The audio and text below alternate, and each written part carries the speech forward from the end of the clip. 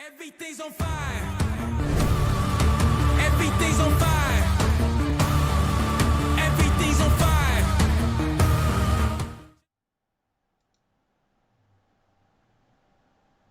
Welcome back to the Dynasty HeatSeekers podcast. I'm your host, Rick Butts, here with Jason and Anthony. And tonight we are going to be talking about the Dynasty hype train. There are a lot of players going into week one that are getting super hyped up, and we're going to talk about our thoughts on those specific players and where we think they're going to fit in this week and going forward.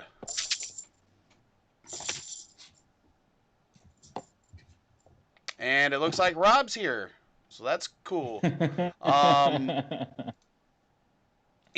First off, I just want to thank everybody over the last few days, last week or so. We have been getting a lot of love on YouTube.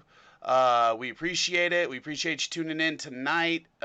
Anytime you're watching videos or anything like that, we appreciate it. So I just wanted to get that out of the way. If you're new here, make sure you hit that like button on the video, hit subscribe.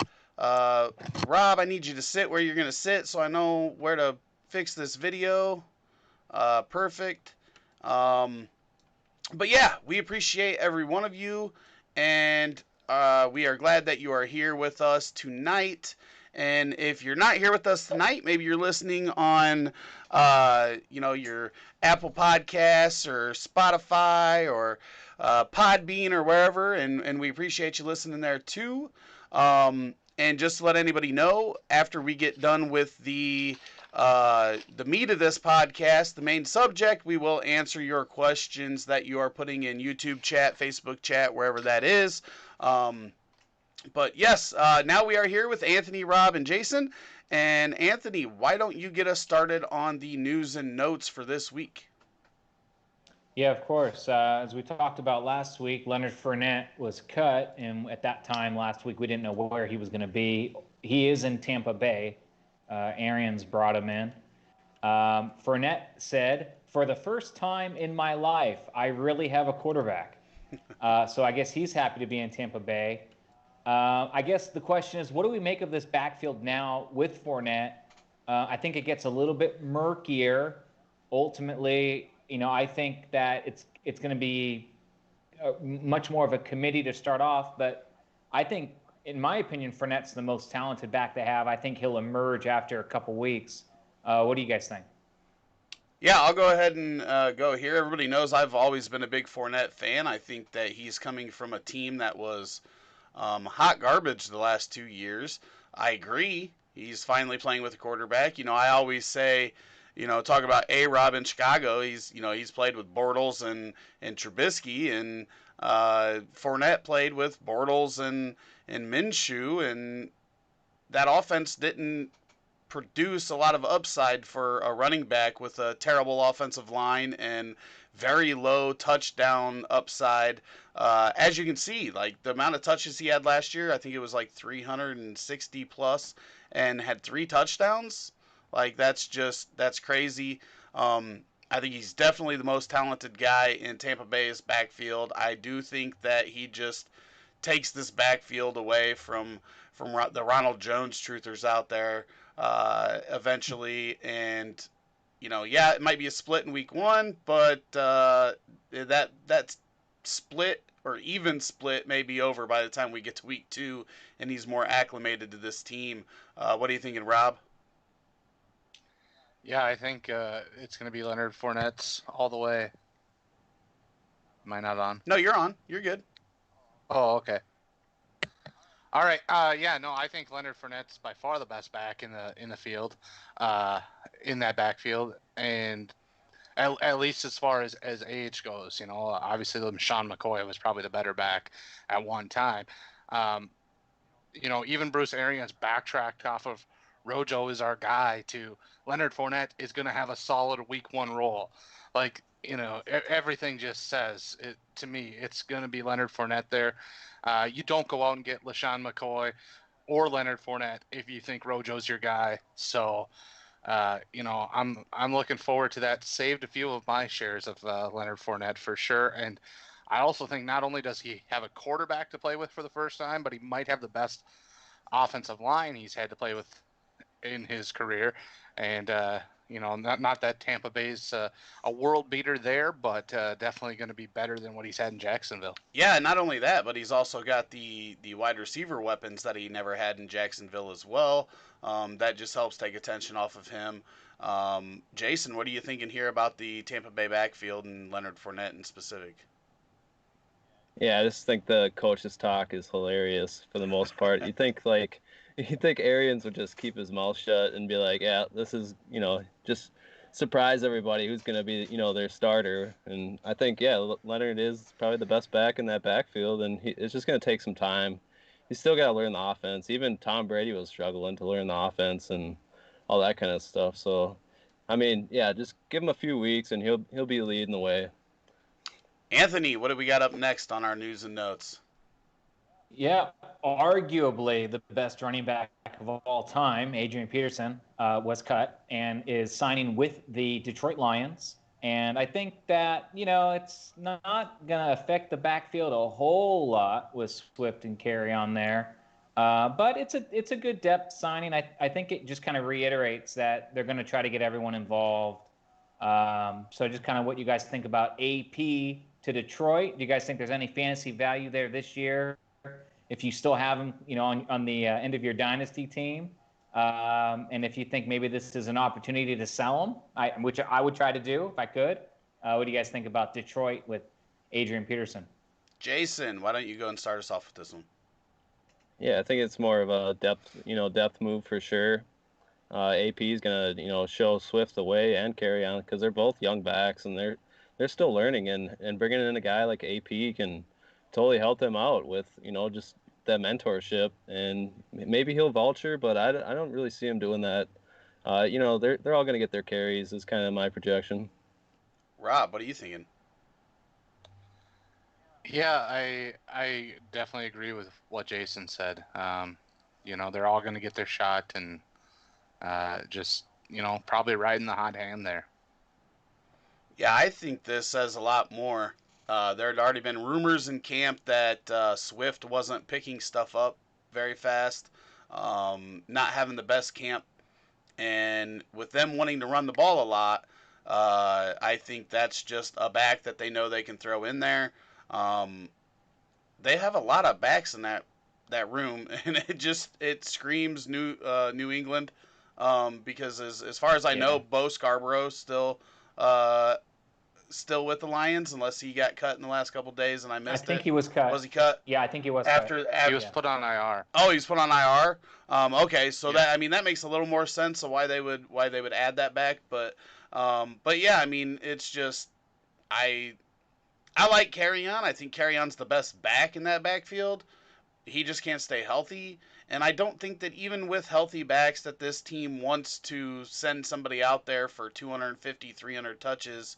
They want to implore that true running back by committee they might have three guys that get 150 to 200 touches this year in that backfield, a la New England and the way they run stuff. So not excited about any of them. Okay. Yeah, and I did confirm Scarborough is on IR, and he said he's happy in a way because he said Adrian Peterson is his idol. So I guess it was something he was okay with happening. I'm okay to be hurt if I get to be on the same team as my idol. Hey, being hurt, so getting paid, and being able to hang out with your favorite football player of all time sounds like a pretty good gig if you ask me. I wouldn't complain. Next up here, not giant news, but I think it's noteworthy. Lynn Bowden, formerly with the Raiders, was traded to Miami. It's being reported that they're going to be using him more as a wide receiver. I know at least on Flea Flicker, he's given the wide receiver / running back designation. Maybe you guys know if that's the same over on MFL or Sleeper. But I think there's some sneaky value there. If you drafted him in the second or third round of your rookie drafts, I think I think you're going to be pretty happy that he's in a new spot with perhaps more opportunity. Kind of want to get your guys' thoughts here on Lynn Bowden. What do you think, Rob?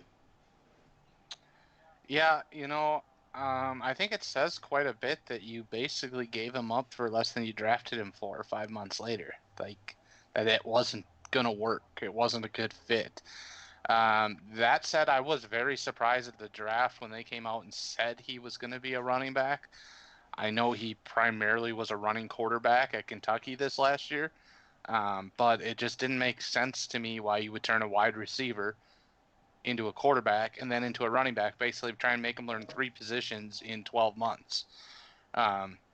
So I think being a wide receiver is a better bet for him. That said, I mean, I think we all kind of knew he was a project in that, and but for Miami, they don't have a whole lot beyond Parker and Preston Williams. I mean, Jakeem Grant, not a fan of.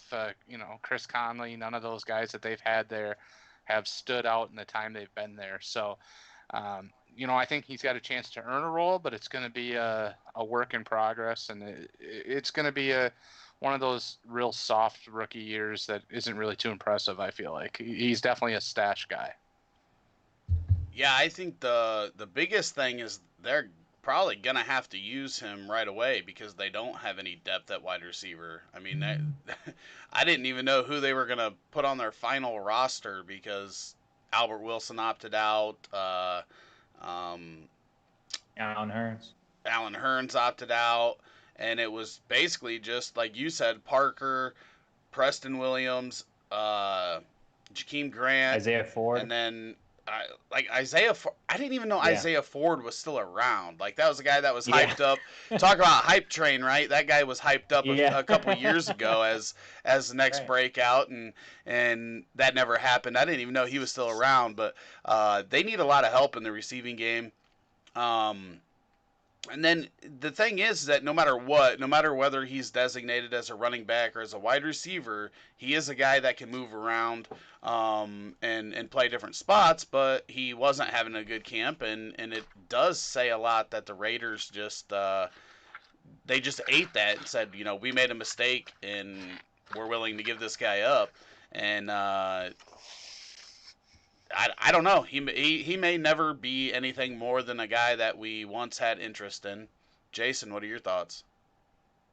No, I agree with everything you said. I mean, I was pretty high on him coming into the draft, and as a prospect, I still think he has a lot of potential. In Miami, they're going to give him a shot.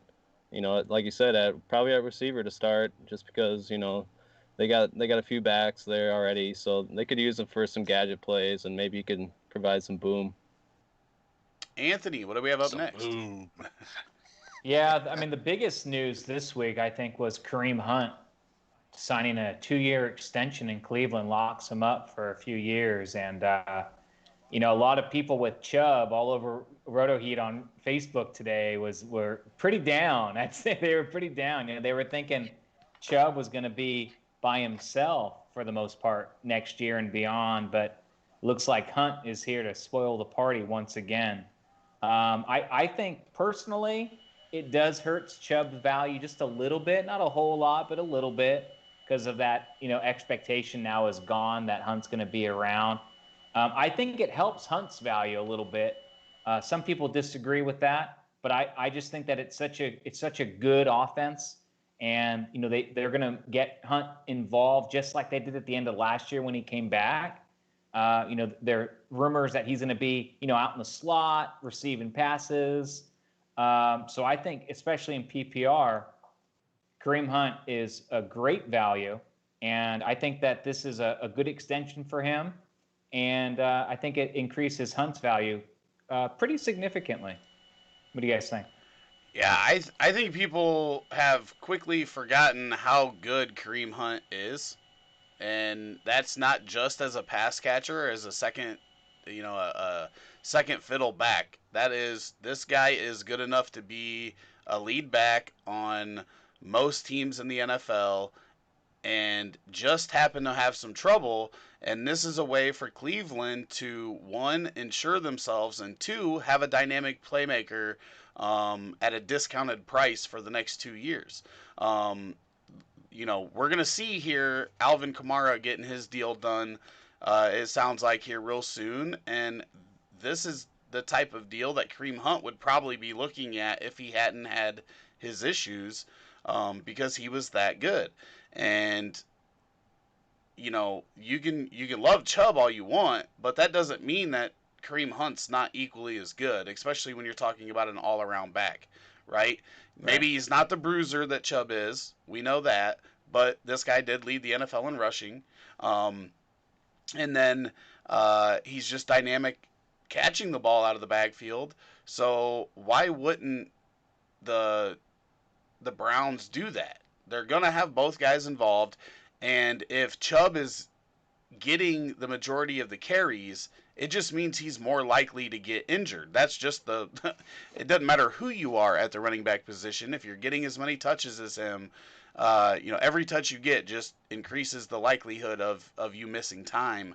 And if Chubb would go down, you've got a 3-down back to plug right in, and your offense doesn't miss a beat. So it seems like just a smart football move, which is weird because we're talking about the Cleveland Browns. But it just seems like a really smart move. If something would happen, you're secured in that spot. And again, we talked about Mixon being signed last week, and how that's a smart move for Joe Burrow and his development. Baker Mayfield, after the struggles he had in season 2, you really want to do everything that you can to help him going forward, because you've invested a lot in him, and after you brought him in, you invested a lot in the rest of the team. So you've got that window to win. You might as well do everything that you can to give yourself the best opportunity to do so. What are you thinking, Rob? Yeah, no, I agree. I think it's a very smart football move. Like you said, Kareem Hunt has the ability to be that 3-down back, was a former NFL rushing champion. We see teams want to stack, guys at wide receiver and that kind of stuff. You go after multiple wide receivers in drafts over a couple of years, and you're trying to diversify that out. And what's the one thing that doesn't happen is stacking those really good running backs very often. But we've seen some success with that the last couple of years with the 49ers last year. I think with what the Packers were doing with Aaron Jones and Jamal Williams combination, different teams like that. And so I think it's something we're going to start to see more of. Now, it doesn't really solve the running backs getting paid issue in the NFL, because they don't get paid like other positions. But I think from a football standpoint, it's very smart to stack running backs that way, that, stack 3-down workhorse running backs that way, that you can kind of, flip out interchangeably. Absolutely. Jason, what are you thinking? Yeah, I agree with everything you guys are saying about the football move, and maybe this makes Nick Chubb expendable. I mean, it kind of might be a telling card of what they might do with him in the future. You'd think that they would give him the extension, but I think, Kareem Hunt's going to be out there. He's going to be on the field, and he could take over if it all works out. And then he like you said, he's a bargain, and they can spend some money elsewhere and maybe even trade Chubb. If I was a Chubb owner, I'd look to get some value for him right away. That window is still open where he's still valued pretty high, but this signing kind of might scare some people off. Yeah, it might be a bad time to try to move him until people see how they use those guys, just because of that initial reaction. Mm-hmm. And we say it all the time, especially in Dynasty, don't overreact to stuff. This doesn't mean that Chubb's not going to be involved. This doesn't mean that Chubb's not going to have standalone value. But what I do think it means is that Kareem Hunt could have been an extreme value. We've seen it. You were talking about those running back duos, Rob. Kamara Ingram a couple years ago.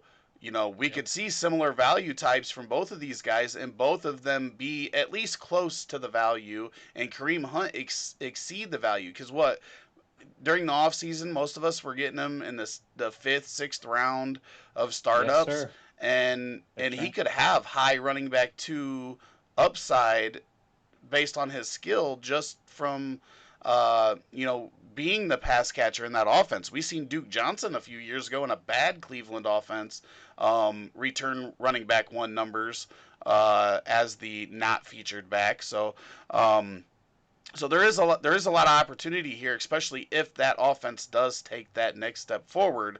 That's going to be key for both of these running backs anyway, because they need that. Any running back, if you want them to get in that running back 1 territory, a touchdown upside is a huge part of that running back value.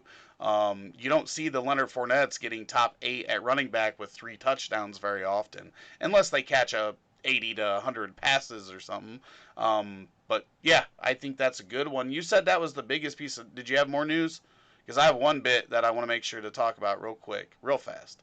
The last piece of news that I had was Trubisky was named the starter over Foles for your Chicago Bears. I don't know if that's ground-shattering news. Did you have something else that you wanted to share? Well, I will say that week 1, Mitch Trubisky is absolutely startable in fantasy leagues. He has torched the Lions, and it probably says a lot for how good he's done against the Lions, for how bad he's done against everybody else. But 3 of his last 4 games, he's went over 300 yards passing and 3 touchdowns. So don't be afraid to fire Mitch Trubisky up in week 1 against the worst pass defense in the league from a year ago that is now missing Darius Slay. But week 2 is probably a sit. No matter who they play. And 3, 4, 5. Well, it depends on how quick like the second Detroit game is. This sounds like a good DFS play then for Trubisky here. Maybe we're getting a little preview of your DFS line. It could be. It could be but only if you're playing in super deep GPPs. That's all I'll say. Like, you have to be trying to beat out 100,000 people, right, probably to make that one work. Right. But no, the piece of news I want to talk about is DeAndre Hopkins, the agent, because that dude just negotiated his own contract and is now the highest non-paid quarterback in history. I just want to tip my cap to DeAndre Hopkins for being his own agent and getting that record deal that he got done. $27.5 million for 2 years, $47 million guaranteed on a $54 million contract. Sounds like a pretty good deal, and he might have some clients lining up. He might be doing double duty here before long, because that's pretty sick. That's pretty sick. So that's all I wanted to mention. That's a good deal. So we're gonna see him in Arizona for a couple years in that high flying offense. It's just a question of whether that the target upside is going to be there like it was in Houston. But obviously D-Hop is probably one of the top 3 wide receivers in the game today, and it's just cool to see him do that on his own and not with an agent. Yeah, I agree. It's impressive, too. I'll just throw out, too, it's not necessarily our dynasty related because we're offensive based here, but sounds like we might have lost one of the most fun football players in the league to watch this year. Von Miller looks like he's going to have possibly season-ending ankle surgery after getting hurt on the last play of practice today. That's just tough as an NFL fan. That's practice. We're talking practice, and now Von Miller. Yes, I agree. Von Miller is definitely one of the most fun personalities in the league, and it's not like the Antonio Brown personality, which is definitely fun to watch, but it's the real like good football player, the JJ Watt type and stuff. So that does suck. That sucks seeing him get hurt like that. Yeah. All right. Once again, everybody in the chat, I see your questions coming in. We're not ignoring you. We are going to cover those after we talk about these hype trains that are going on heading into week 1. So keep on dropping those questions in the chat, and we will go back through and answer those after this segment. Um, Anthony, who do we have up first on our Dynasty hype train? Well, I thought we should talk about Thursday night football. Week 1's finally here, and the big hype guy on Thursday night is Clyde-Edwards Helaire. I mean, it's what everyone's going to tune in for, right? Especially if you're a fantasy fan. It's like you took this guy in the first round of your draft, and you want to see what he can do. So Thursday night football, I think we can kind of just do like a little open forum here. Deshaun Watson loses, Hopkins, like you said. So it's kind of interesting to see how that offense looks. Now they have David Johnson squaring up against the Chiefs with, like I said, Mahomes with his huge contract, and Tyreek Hill, Kelsey, Clyde-Edwards Helaire, and all that. So I'm just excited to get football back. I'm hyped up. I'm glad we're doing this episode about all these guys I'm also hyped up about. And wanted to see what you guys think about Thursday night, Clyde-Edwards Helaire, and all the fantasy goodness 2 days from now. Jason. If he scores a touchdown, I want to see him do the Carlton. Yeah, but he'll get sued for that, so he probably shouldn't. Oh, yeah. Ask Fortnite how that worked out. Jason, start us off here, buddy. Yeah, I mean, the whole world's going to be watching Clyde, see what he can do. Yeah, his draft position is way too high for me as a first rounder, which is crazy. So, I mean, the expectations are going to be there, and these people are starting him as the RB1. It's kind of interesting. But, yeah, like he's on the Chiefs, so, I mean, he's got plenty of potential to, produce right away. But let's see if he has the first game jitters on, a primetime game. That's pretty big. But they said his there's no nothing that he can't do, like he's used to playing the big time games. I think Deshaun Watson's gonna, put up a lot of points. I'd probably start him in a lot of, DraftKings and stuff like that. I think it's gonna be a shootout. I'm so excited for football. It's finally here, and I think the whole nation's been waiting for it forever. Absolutely. It feels like. Rob, what are you thinking? Yeah, I don't feel like Watson's going to have a great game personally. The Chiefs pass defense was pretty darn good at the end of last year. He lost his best weapon. I feel like he's going to struggle. I think this is going to be kind of a Chiefs rolling to victory scenario. But who knows? It's the first week. We haven't seen games played. It might just be a darn shootout. I mean, the only thing comparable, right, that we've had in recent memory was what was that, 2012 lockout? In the first few weeks, everything seemed to be a shootout. So who knows? This could be a wild Thursday night. Yeah, I think that there's going to be a lot of points on both sides. I agree that Deshaun is going to have a good game. I think he's just too good to get completely shut out. Despite losing Hopkins, it's not like they're void of talent at wide receiver. We know that Will Fuller is just as likely to have a big game as anybody else in the NFL if he's on the field. And he's healthy, baby. Week 1. As of right now, if he didn't get injured with that declaration from Anthony, then that's a good sign. Brandon Cooks, we know, is capable. Randall Cobb had a quiet but decent year last year for Dallas. And then I don't know that the running back's going to matter a lot because I think it's going to be a high-flying passing game.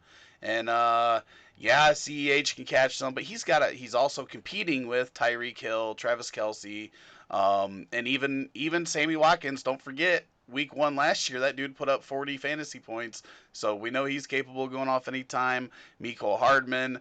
There's a lot of options in this game. There's a lot of guys that are going to be starting in your fantasy lineups, and I'm just excited that it's not a shit start to the season with the normal Thursday night matchup of the Jaguars versus the Miami Dolphins or something, which just seems like the normal Thursday night game we get. So I'm happy to see some fantasy scores start popping up. If Will Fuller can make it through that game healthy, I would love to see a foot race at the end of the game between him, Tyreek Hill, Mecole Hardman, everybody else who runs 4.3 and under on Kansas City, which is like 6 more guys. Just see who's the fastest. Yeah. And They all pull a just hamstring add- on the same 40. Let me just add, check your waiver wires for Daryl Williams. I've seen him available in some leagues. I really have a feeling, and I know Rob is going to be doing some of our waiver videos. I really have a feeling people are going to watch this game just waiting for CEH to just, be amazing. And I wouldn't be surprised if Daryl Williams just, comes in and scores a couple touchdowns and, all of a sudden it's like, oh shit, we got to get this guy. What happened to my first round pick? So just something to keep an eye on when you're watching on Thursday. Yeah, I think that if Williams or Thompson are on waiver wires right now, you have to get them before games start. If you can. Not for anything else other than if CEH would happen to go down with an injury, whoever's the running back in the Chiefs system is going to carry value, because we saw CEH go from the 10th, 11th rookie in this rookie draft to top 12 overall. So if you want to see a value spike, you throw some darts at those backup running backs, and if one of them gets the spot, you're going to be able to sell them for more than what you're paying for them now, at the very least. Yep. So you definitely need to roster those guys for sure. What do we got up next there, Anthony? Well, I think one of the biggest hype trains that we've seen in recent memory, I know Clyde-Edwards is hard to match, but I think next guy up on the hype train is Antonio Gibson. This guy has just shot up like crazy. I've seen him go in the first round of rookie drafts now, at the end of the first round, taken ahead of Jalen Reagor. I've seen him go ahead of these guys. And, I mean, I have my fair share of Antonio Gibson, but I took him in the 3rd round. So he's jumped up 2 full rounds. And, I mean, it's just, we talked about Adrian Peterson. So there's a little bit more opportunity there. Bryce Love had some former hype, but now that's kind of subsided now with Gibson kind of, commanding, at least in most people's minds, the opportunity to be the main guy in that backfield. But I think we kind of need to push the brakes a little bit here. It's a committee. It's probably not going to be a very good offense. So I really would temper expectations. What do you guys think on that? Antonio Gibson. Rob, why don't you start off on the Antonio Gibson hype? All right. Well, I remember 6 weeks ago when Anthony was pumping the hype on Gibson. Before any of this stuff broke down, now he wants us to pump the brakes. What the hell's going on? I bought it at the right time 6 weeks ago. Jeez, man. Hey, I mean, physically, the guy looks like he's Saquon Barkley Jr. I mean, he's got he's probably Thailand 2.0. But again, wouldn't be the first time, I guess, that we have seen college coaches not properly use guys and then go into the NFL and be successful. But on the other hand, I think we've seen the other side of that coin a lot, where guys have been really successful in college and not been successful in the NFL, probably a lot more. So, and I'm kind of on if I don't have him, if I didn't grab him late somewhere, I'm not going out and buying him at his overhyped price right now. He's got to prove it. Right. He's got to show that he's more than 77 career touches at Memphis showed us. I mean, they were 77 great touches, but I just don't know how you're starting NFL running back who split your time between 2 positions in college and touched the ball 77 times. I don't see how it translates yet. Jason. Yeah, it's hard not to be hyped about this guy. I mean, considering his profile and everything, and what they've done with running back. I think J.D. Mckissick right now is labeled as their starter to begin with. I mean, it's going to be, they're going to be swapping it around with Barber, and Love might get in there a little bit.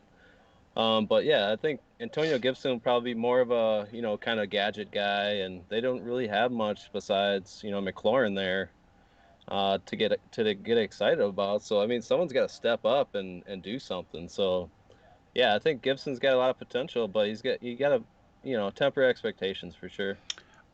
Yeah, I think this hype's just out of control, right? I said I was, watching Twitter today, and I seen a bunch of people talking about trades, Antonio Gibson trades.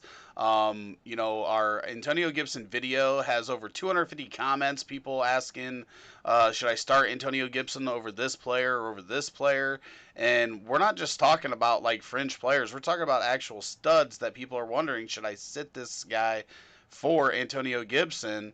And that's how high the hype is. And one of the trades I seen that just blew my mind was Calvin Ridley and Antonio Gibson netted Alvin Kamara, and that's just nuts to me. I love Calvin Ridley, but it's still going to cost more than Antonio Gibson for me to give you Alvin Kamara. But that's what we're seeing right now with all the hype for a guy that hasn't played, one, the running back position very much, and two, hasn't played in the NFL yet. And three, plays in a four-headed monster backfield. Like everything that they're saying right now is that McKissick's going to be involved, Barber's going to be involved, Love's going to be involved, Gibson's going to be involved.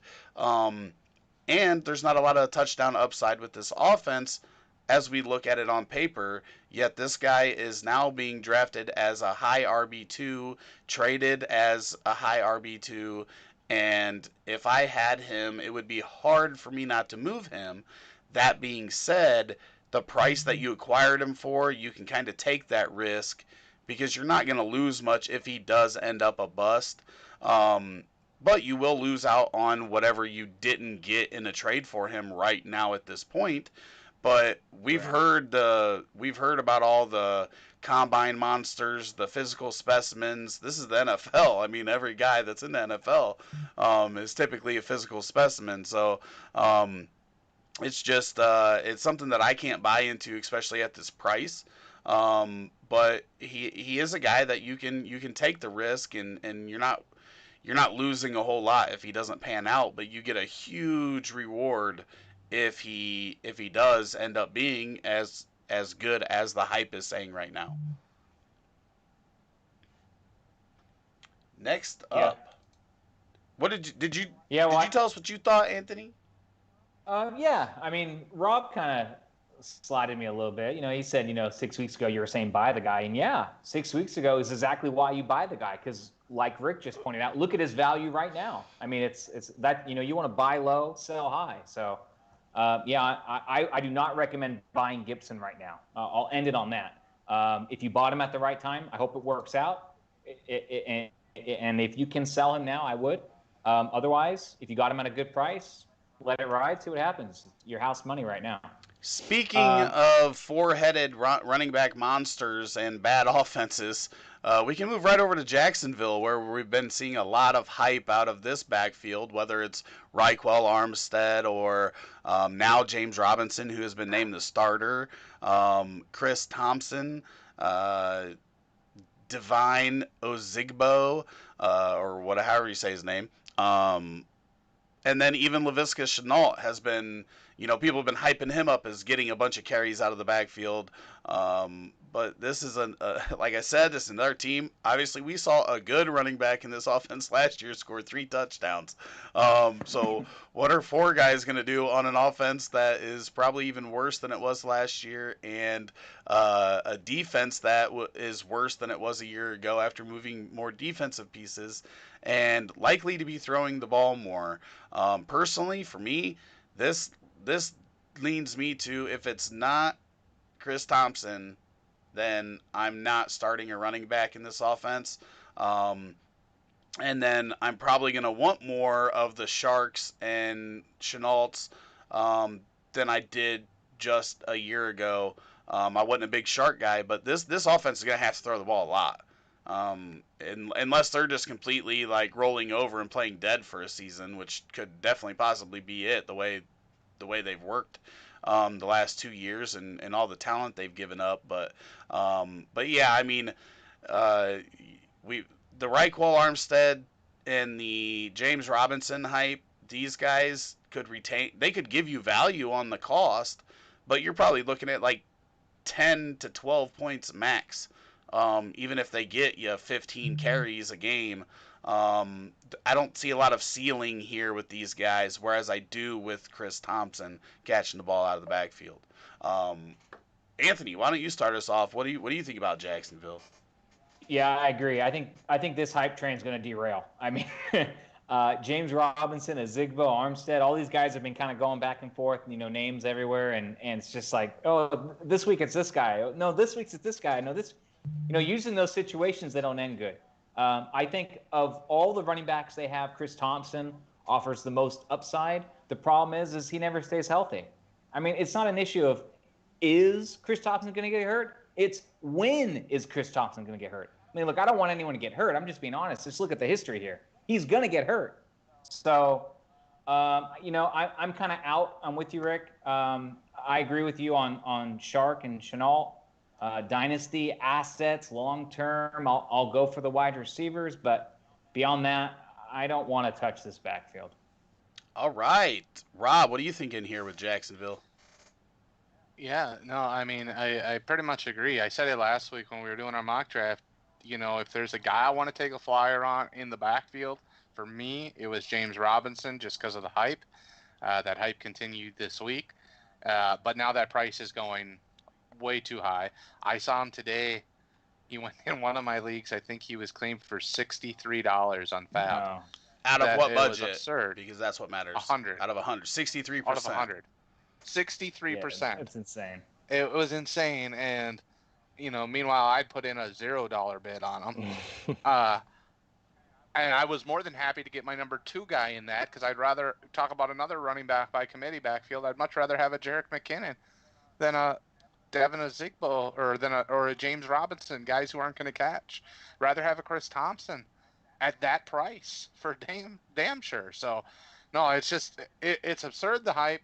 Obviously, he's going to have a role, but he's nothing more than poor man's Jordan Howard.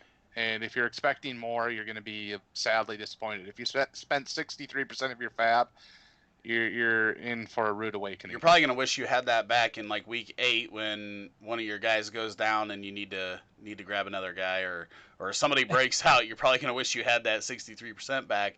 But one note that I wanted to make is that the other thing that makes it crazy is that this guy might only be starting because Reichwell Armstead had to go on the COVID list. Like that just makes it even harder for me.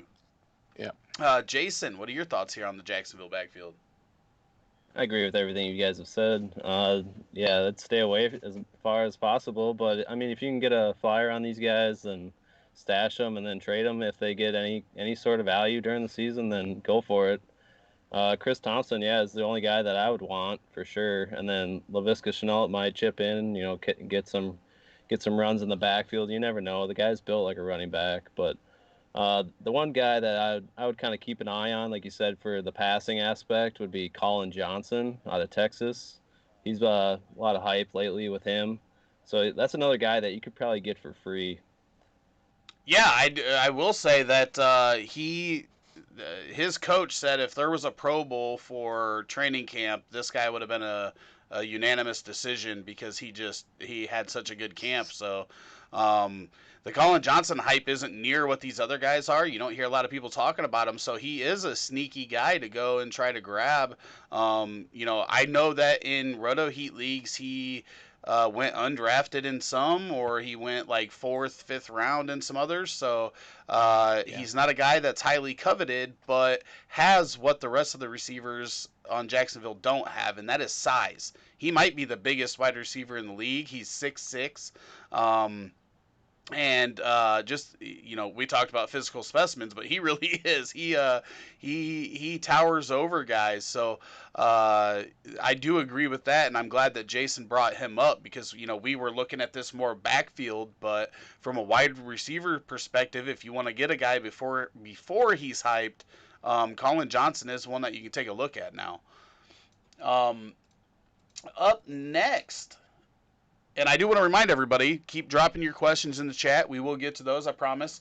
We're going to go through these last few here pretty quickly, but the Steelers, and they have multiple hype trains going on right now. And first, we're going to go ahead and start with the bottom one on our list, on the list I'm reading, and that's James Conner. Tomlin said he is our unquestioned bell cow, and all I will say is that if James Conner is healthy, he is the unquestioned bell cow for that backfield.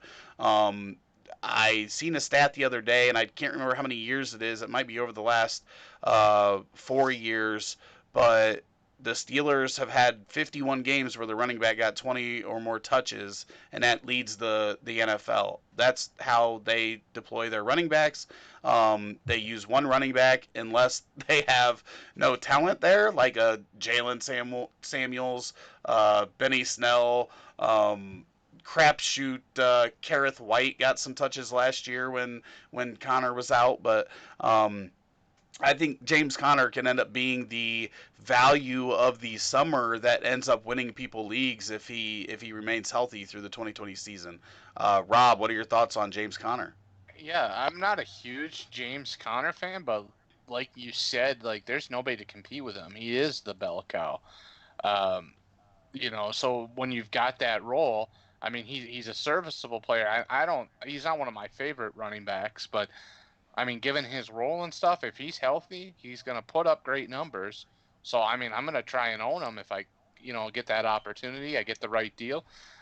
Even though he's not one of my favorite players to watch or to be invested in. But for the output he's going to put out there, definitely worth it. Jason. Yeah, James Conner is a great value at where you can get him. I mean, he was getting drafted in the first and second round a few years ago, I believe, and I think a lot of the reason behind that is, with this offense, they used to be one of the top tier, fantasy producers in the whole league for years, and a lot of that was because of Ben Roethlisberger, and I think a lot of that still is going to be, coming down to his health, and if he can sling the ball still, and James Conner. He's going to be running a lot. I'm really hyped about Chase Claypool, and then Juju. Obviously, he's slipped down in people's radar, who's still really young and has proven that he can be really elite. So, I like this offense to rebound for sure next year or this year. Jason just skipping ahead to future bullet points that we've got here. We'll go ahead and we'll. That's the hype. we'll go. Yeah, look at that. I will say that Jason is our resident hype master. He loves loves the hype guys. So Chase Claypool was next up on the list that I wanted to talk about because he's getting rave reviews at camp. It's they've already said that he's going to be involved. Anthony didn't get to talk about James Conner, though. So we'll go there, and then you take us right into your Chase Claypool thoughts there, Anthony. Yeah, well, I agree with you guys on Conner, except that I would sell him. I mean, he's a big sell guy for me. So if he starts the year strong, I would sell him. If you can get a good deal for him now, I would sell him. I'm not convinced he's going to stay healthy. I'm not convinced he's going to be the long-term future there. So that's my real thoughts on Conner. Claypool, I like the size. I like the speed. He has a lot of hype right now, but I think it's warranted. It's not out of control where you can't obtain him. And I think it's because they have a lot of other guys there in Pittsburgh. Juju, Deontay Johnson. Some people still think James Washington's going to break through. So I think that's kind of why Claypool isn't unobtainable. But I do think that the upside is there, and he's definitely a guy to target.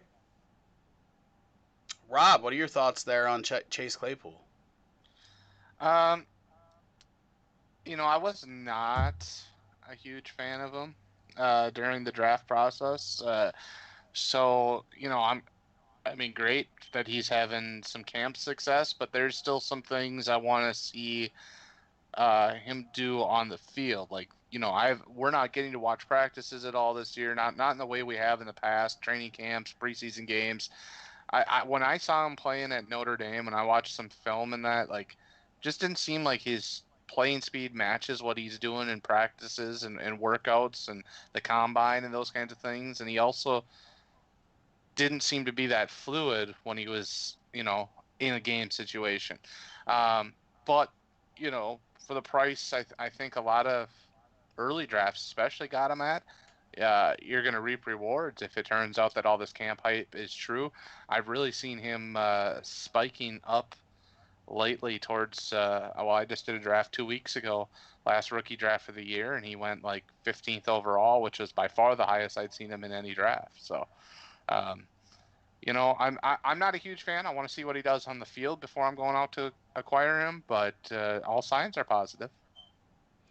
As a Notre Dame fan, I will say that that offense didn't really look fluid at all. No, there's truth to that too. And I was higher on Chase Claypool early, but as a Notre Dame fan, I also try to keep my bias out of it. And then he had that dominating combine, which I will be the first to say I don't pay attention to a lot of combines, but up until the combine, what people were talking about was that this guy was going to be a tight end in the NFL.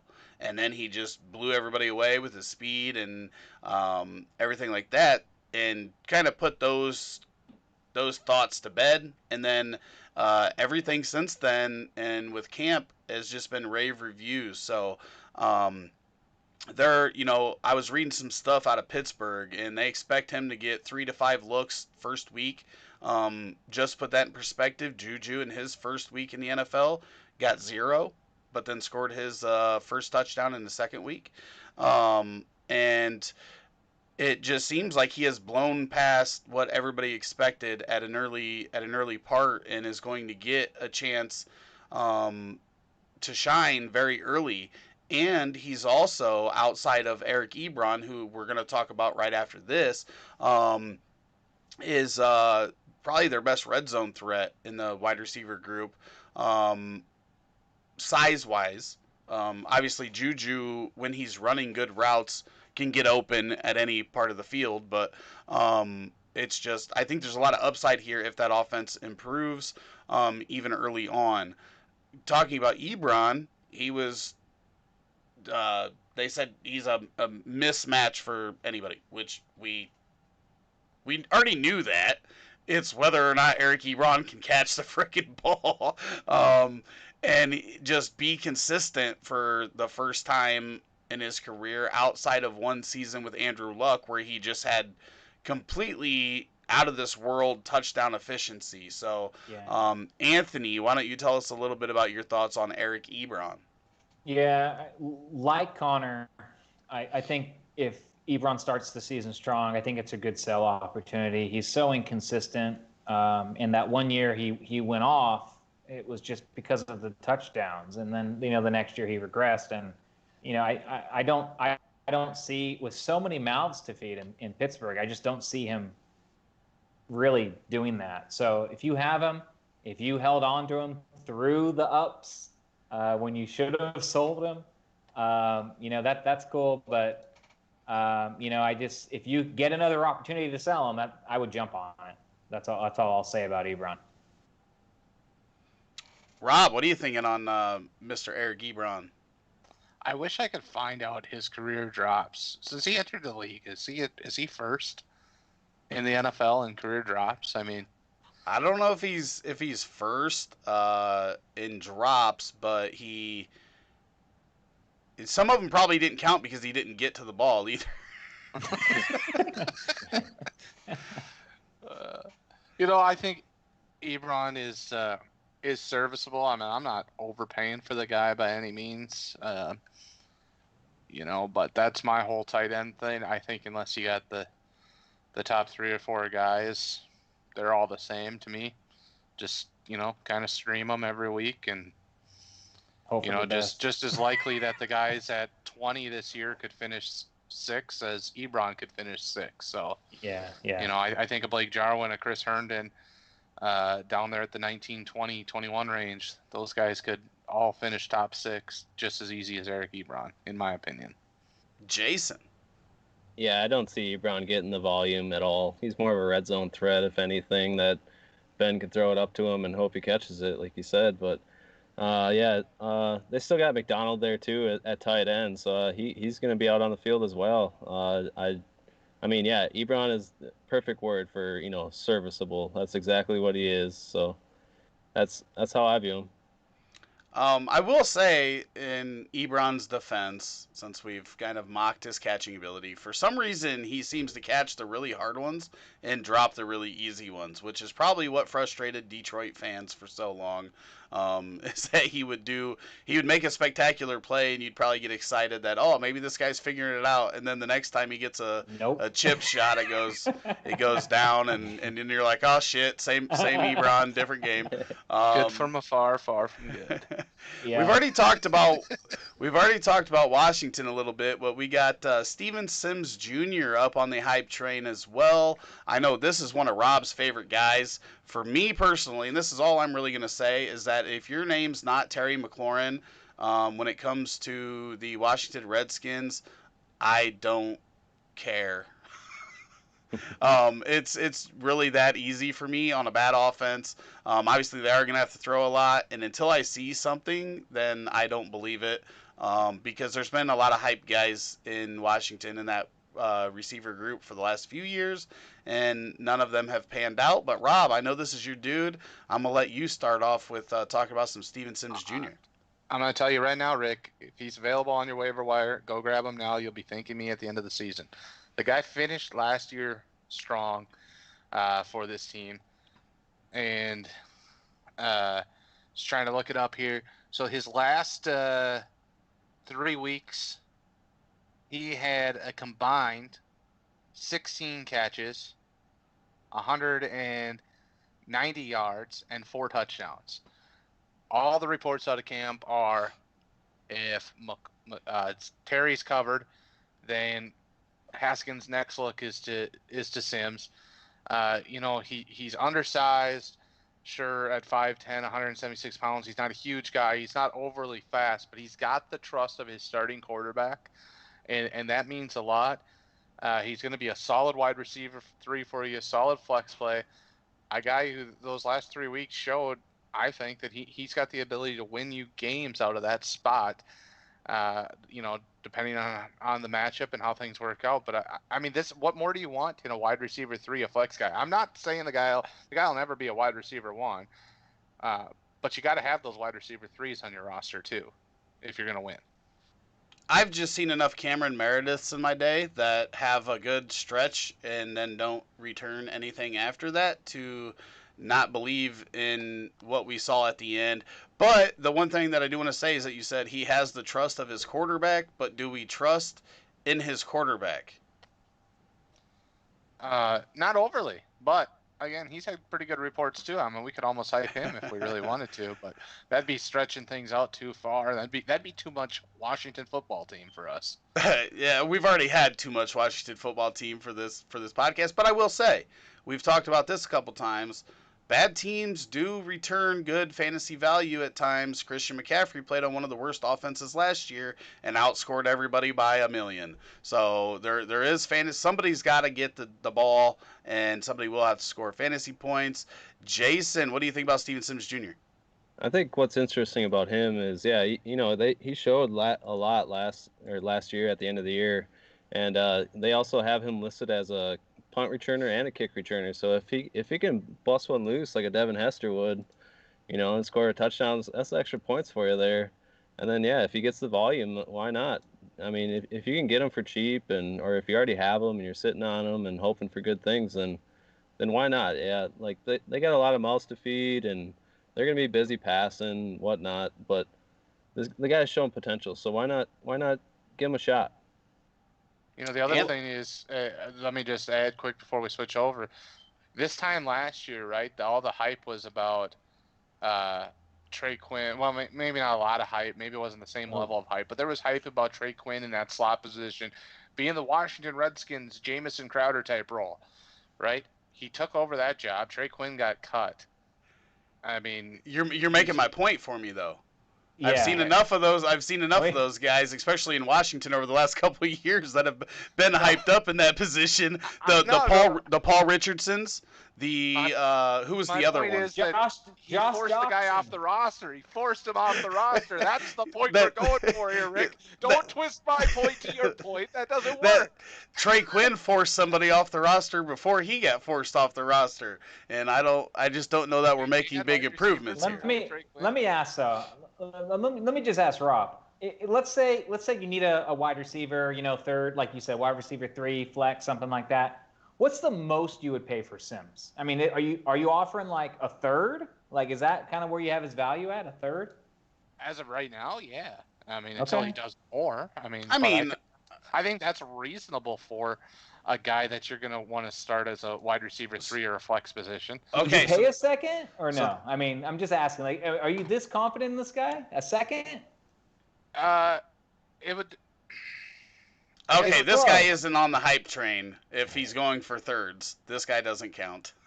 For an undrafted player, it sure does.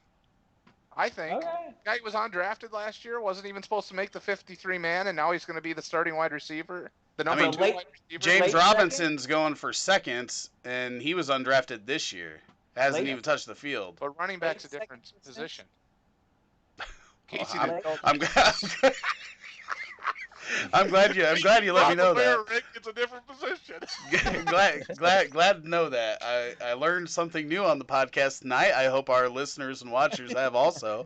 Okay, enough of Steven Sims Jr. I think everybody got to talk about him. We have one more guy, and that is Bryan Edwards out of Las Vegas. And I will say this: every year, there's somebody that I just didn't get in any drafts.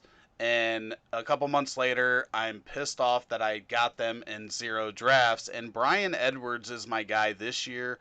The more I have watched film on this guy, the more I have, paid attention to this guy, the more and more I like him. This guy could definitely be their number 1 wide receiver. He could very well be better than Henry Ruggs when it's all said and done.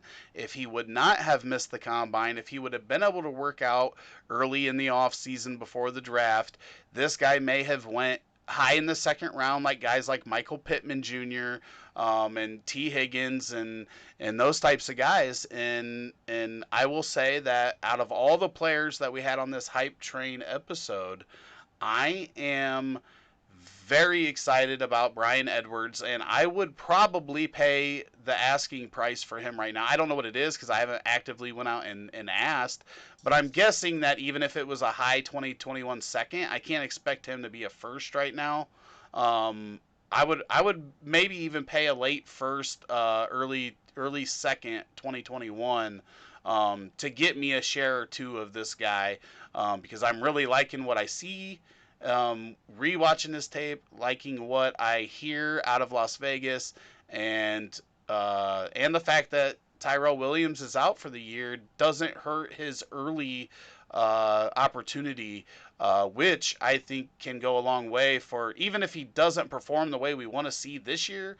That experience will help going into year 2 and 3. So, Anthony, I can't tell if you like this or if you don't like it. We'll start with you. I'm all on the hype train. I put him last, best for last for a reason.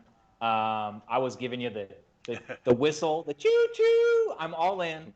I think, like you said, I think he has a great shot to be better than Henry Ruggs. That team needs a wide receiver of his stature. He totally fits the mold. And Tyrell Williams, they paid him a lot of money. You don't have to worry about him. He's out for the year.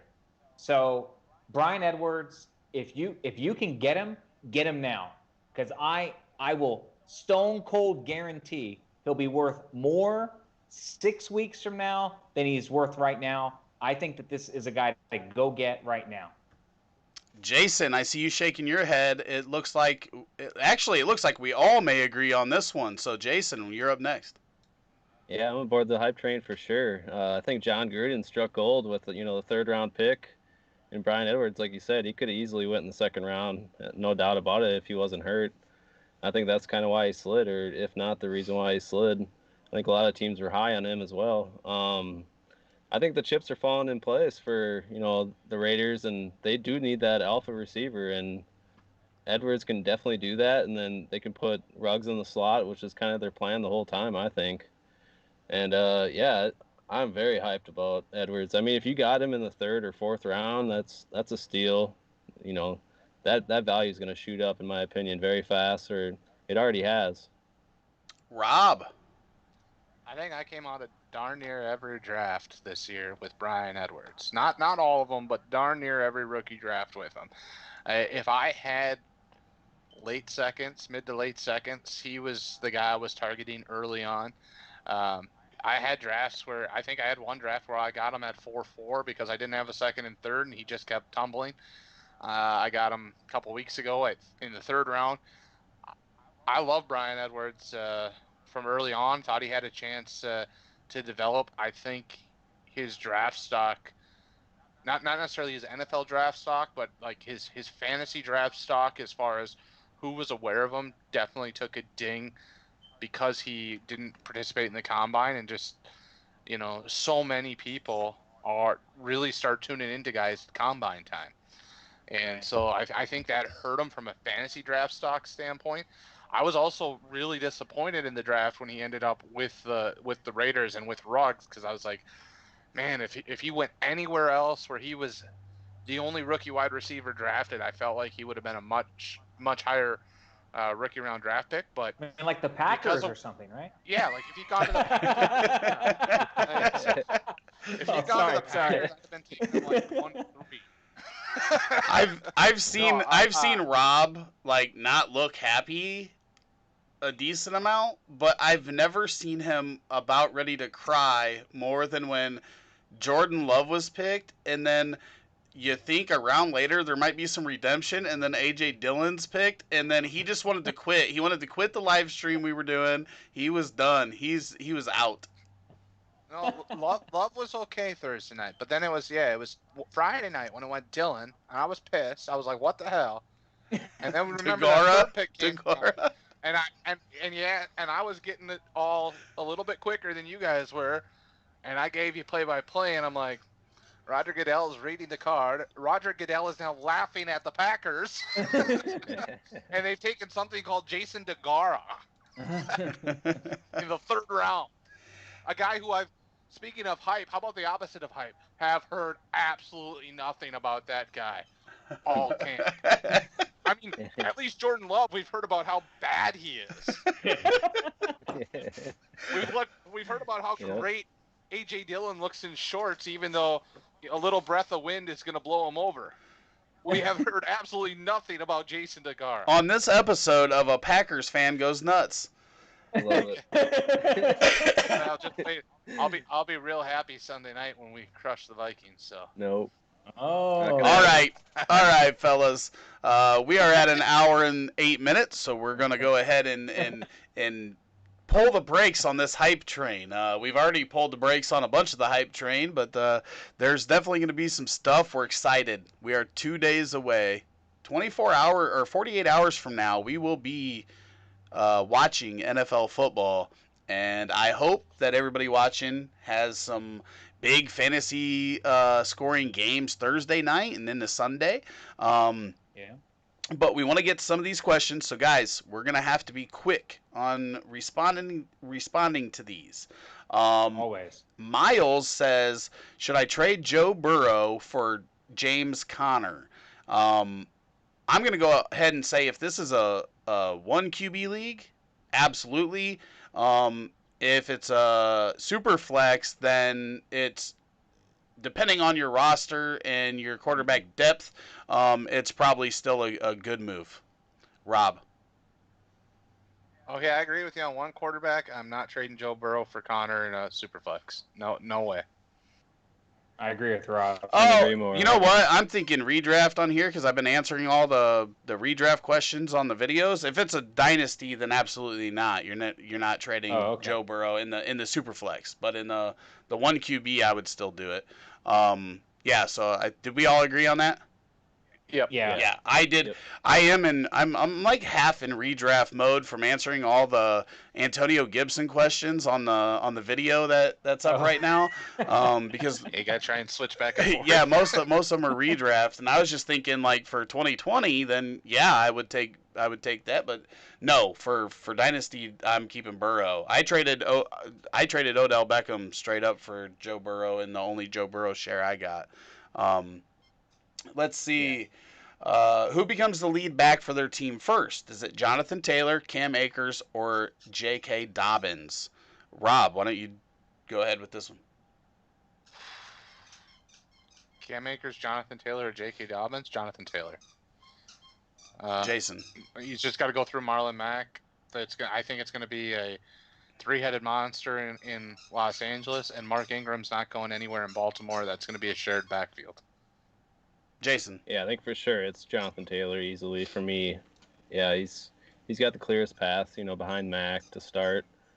Yeah, I would definitely say, Jonathan Taylor, and then Dobbins, and then Akers in that order. So, Anthony. What's the numbers he should put up with that Yeah. great line? No, I disagree. I think it's Akers. You guys said he only has to go through Mac. Well, there's no one nearly as good as Mac with Akers. Daryl Henderson and Malcolm Brown. Who else do they have? I don't even know. I'm going to go with Akers. Although I do think Jonathan Taylor will eventually have a better season once he does usurp Mac. But I think Akers will be the first to be the starting running back on his respective team. I'm with Akers too. Akers has very little talent ahead of him, while Marlon Mack and Mark Ingram are both very talented. Gus Edwards is even talented with Baltimore. I think that Marlon Mack has a substantial role the entire season, barring injury. I think the Colts have even, they've said that, and that's one of them that I believe, because Marlon Mack has done nothing but produce in the NFL.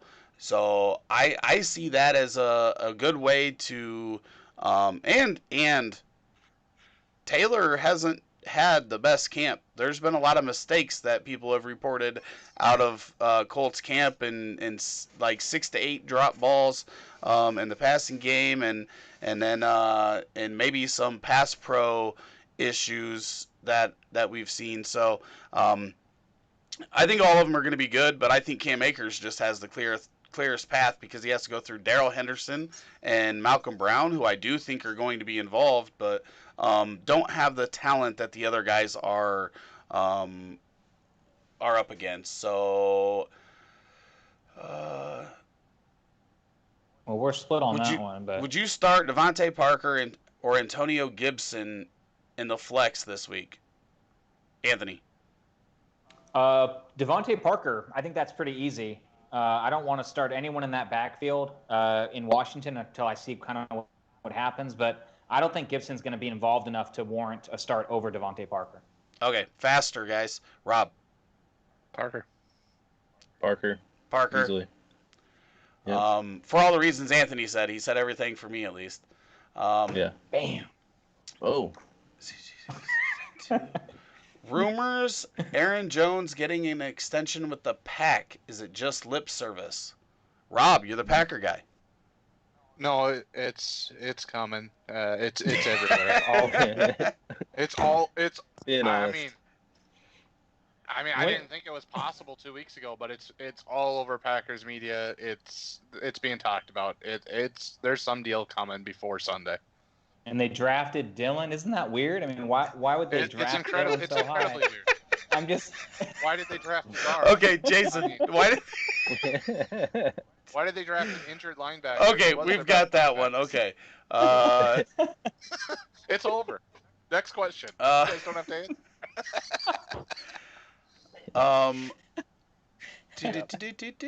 Rick Stud.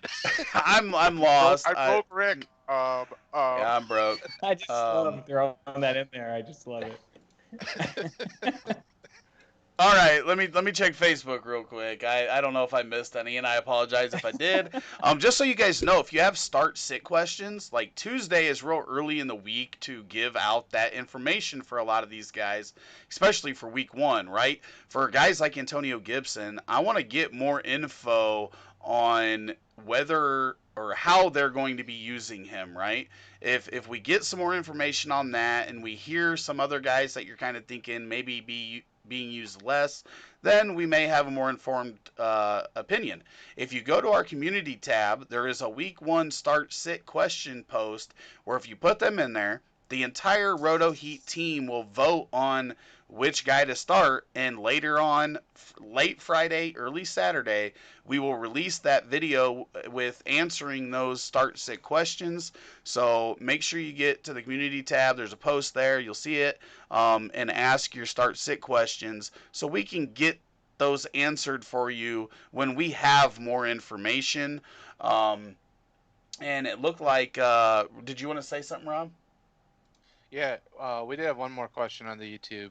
Rather have Allen Lazard, James Robinson as your last bench spot. For me, it's Lazard for all the reasons we said about why we weren't interested in the Jacksonville backfield. Lazard for me as well. Jason. Yeah, Yeah, same. so Lazard. Yep. Lazard. Same. Lazard all the way around. Do you think Breeze can finally make it to the Super Bowl? Well, he's Again? already been there once, so I guess maybe he can do it again. Yeah, I think he will. I think there's a good shot. Yeah. Need a running back and a flex. Take that question, Bars and Tuck, and go right to our community tab. Ask that on there. We'll answer it when we have more information, because I know in your question there's Gibson, Fournette, Malcolm Brown, all these guys, and Brian Edwards and Debo, like all these guys, there's a lot of information we want to gather on before the end of the week, because of injuries, usage, new teams, injuries in front of them, whatever. It's too early in the week to give a good, educated opinion on which guy to start at this time, in my opinion. I don't see anything over on Facebook. And again, I want to tell everybody, thank you for hanging out with us. If you haven't hit that subscribe button over on YouTube, please slam that subscribe button. We appreciate every one of you. Check out the player outlook videos. If you want to know more of what we're thinking about specific players, we've got over 45 players that we've covered solo in different videos. You can go check those out, and head on over to Facebook, and you can just search Roto Heat. We've got a Dynasty community. We've got a redraft community. We've got DFS information coming up with some videos this week. And then Discord, rotoheat.com/Discord. And if you love what we're doing and want to help support the team, you can go to rotoheat.com Patreon.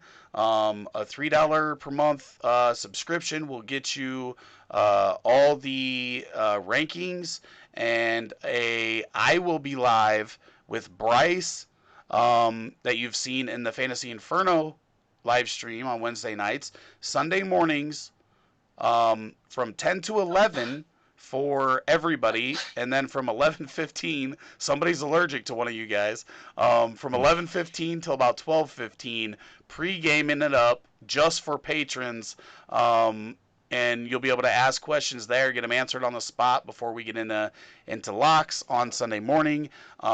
You three, I want to thank you again, Tuesday night, giving that up, and I'm excited to talk shit to the Packers fan and the Vikings fan as we get this season rolling. Yes, sir. We'll see who gets to talk shit the longest and how quick some of us are done talking. Not Rick, not Brad. Hey, all I can tell you is that defense got even better, and it was top 5 last year. And if that offense plays even a little bit better, then Packers are in trouble. I think there's 4, 7, and 9 teams in that division, so that's just my belief. And then the Packers, luckiest 13-3 team in the history of the NFL. Oh, yeah. All right, For sure. we are going to call that a night. Thanks, everybody watching, and we will see you next Tuesday at 9:30 p.m. Eastern. Tomorrow night, 9:30 p.m. Eastern.